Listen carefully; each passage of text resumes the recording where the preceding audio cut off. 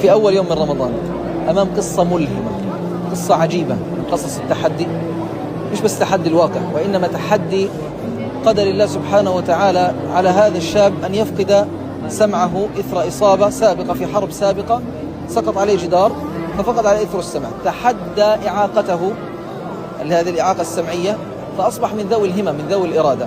اليوم هذا الشاب يسرد القرآن الكريم على جلسة واحدة، يسمع القرآن. أنا الآن أسمع وأنا متعجب كيف بيقرأ القرآن على جلسة واحدة من الفاتحة حتى الناس بدون أخطاء، بسم الله ما شاء الله، وهو أصم لا يسمع. الأعجب من ذلك بسأل شيخ بقول إذا لحن كيف تردهم؟ قال يفهم علي بحركة الشفاه. آمنت بالله العظيم. يعني الله سبحانه وتعالى إذا أخذ شيء أعطى أشياء، كما إن الله عز وجل سلب منه هذه النعمة إلا أنه وهبه نعم أخرى كثيرة إحنا قد نكون غير شاعرين فيها. أنا حاب أن نسمعه بسرعة. ليس على المرضى ولا على الضعفاء ولا على الذين لا يجدون ما ينفقون حرج. ليس على الضعفاء ولا على المرضى ولا على الذين لا يجدون ما ينفقون حرج إذا نصحوا لله ورسوله ما على المحسنين من سبيل والله غفور رحيم.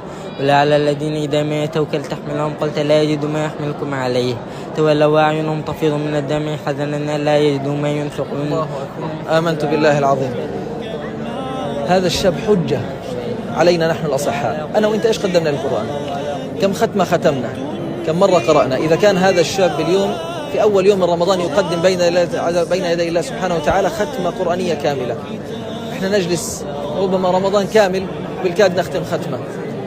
هذا الشاب إن كان فقد السمع لكنه رزق ما هو أعظم.